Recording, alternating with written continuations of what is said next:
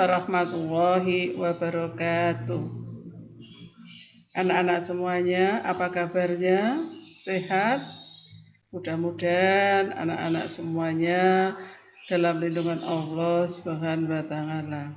Anak-anak semuanya, mungkin anak-anak belum mengenal saya perkenalkan dulu. Nama saya Marzunani Widayatun, biasa dipanggil Buyun, pengampu mata pelajaran Quran Hadis kelas 7, 8, dan 9. Untuk kelas 7 nanti akan saya sampaikan. Namun sebelumnya marilah kita awali dengan membaca basmalah bersama-sama. Bismillahirrahmanirrahim. Ya kan anak semuanya? Materi yang pertama untuk semester ini, semester ganjil ini yaitu Al-Quran dan Al-Hadis sebagai pedoman hidupku. Lanjut.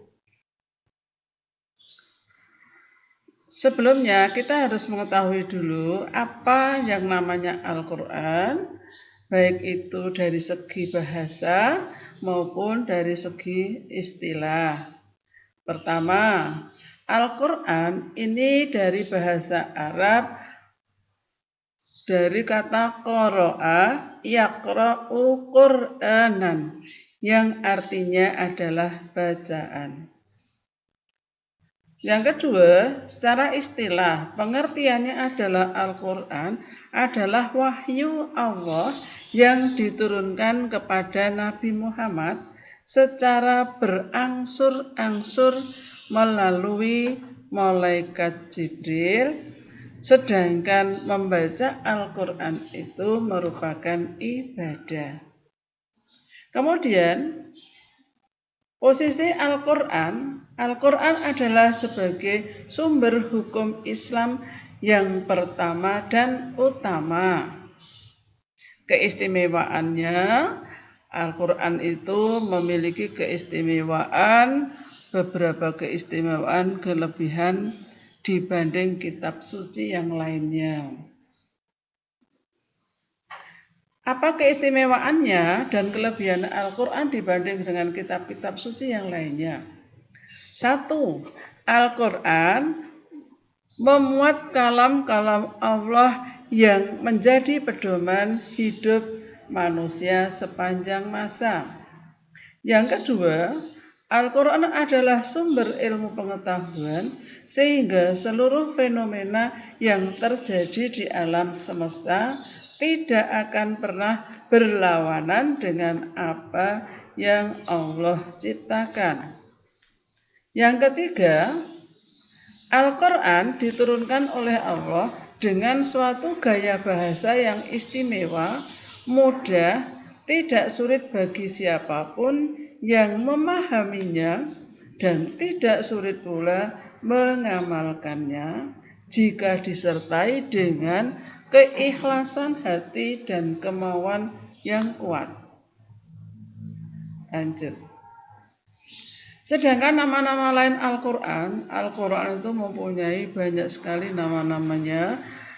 Pertama, Al-Quran sendiri artinya bacaan. Kemudian Al-Huda itu petunjuk, An-Nur ini penerang, As-Sifa sebagai obat, Al-Bayan sebagai penjelas, Al-Zikr peringatan, Al-Kitab wahyu yang tertulis, Ar-Rahmah sebagai rahmat, Ar-Ruh sebagai penggerak, Al-Haq sebagai kebenaran, Mau'idhah sebagai pembelajaran atau nasihat, An-Naba sebagai berita. Jadi anak-anak, nama-nama Al-Quran ini nanti akan saya jelaskan untuk pertemuan-pertemuan berikutnya. Sekarang sekedar anak-anak ketahui dulu. Berikutnya anak-anak, sekarang fungsi Al-Quran. Apakah fungsi Al-Quran itu baik untuk manusia ataupun sebagai sumber pokok ajaran Islam? Al-Quran mempunyai fungsi pertama adalah pedoman hidup manusia. Al-Quran diturunkan sebagai petunjuk bagi manusia. Al-Quran merupakan pedoman sekaligus menjadi dasar hukum bagi manusia dalam mencapai kebahagiaan di dunia dan di akhirat. Jadi anak-anak, sebagai pedoman manusia, apapun yang kita lakukan itu harus berdasarkan Al-Quran. Yang kedua, sebagai pembenar kitab-kitab yang terdahulu. Salah satu tujuan diturunkannya Al-Quran adalah selain mengoreksi kitab-kitab yang terdahulu dari tangan-tangan orang yang merubahnya, juga sebagai pembenar bahwa kitab-kitab yang terdahulu itu juga berasal dari Allah. Jadi untuk nomor 2 itu anak-anak, bahwa Al-Quran itu adalah untuk mengoreksi di mana kitab-kitab yang terdahulu itu belum sempurna. Yang nomor 3, sebagai pembawa kabar berita dan peringatan. Al-Quran membawa kabar berita gembira bagi orang-orang yang beriman dan perintah bagi orang-orang yang mengingkarinya. Lanjut nomor 4, sebagai sumber pokok ajaran Islam. Di dalamnya terdapat keterangan-keterangan yang diturunkan oleh manusia untuk mengolah alam semesta ini. Bahkan sumber pokok tersebut tidak hanya mengantarkan manusia untuk bahagia di dunia, tetapi juga menuju akhirat. Bagaimana anak-anak? Paham? Besok kita ulangi kalau belum paham. Lanjut. Untuk berikutnya anak-anak. Sebagai petunjuk, nomor 5, sebagai petunjuk bagi manusia, penjelas dan pembeda. Ini terdapat di dalam surat Al-Baqarah ayat 185. Lanjut. Sekarang hadis. Apa toh yang disebut hadis itu? Hadis adalah segala perkataan, perbuatan, ketetapan, dan persetujuan atau takrir. Takrir itu ketetapan dan persetujuan dari Nabi Muhammad Shallallahu Alaihi Wasallam yang dijadikan ketetapan ataupun hukum dalam agama Islam. Secara bahasa, hadis berasal dari kata hadasa yang berarti baru. Hadis juga berarti kabar, berarti berita. Secara istilah lain yang identik dengan hadis adalah sunnah. Namun beberapa ulama membedakan pengertian keduanya. Baik anak-anak, hadis ini menjadi sumber hukum kedua setelah Al-Quran. Sekarang pengertian sunnah. Inilah yang identik dengan hadis. Meskipun beberapa ulama membedakan bahwa hadis adalah sesuatu yang dinukilkan dari Rasulullah, sedangkan sunnah adalah amalan-amalan yang dilakukan Rasulullah dan para sahabatnya, yaitu kehidupan yang hidup pada zaman beliau. Lanjut. Sekarang fungsi hadis terhadap Al-Quran. Ada 4 fungsi hadis terhadap Al-Quran.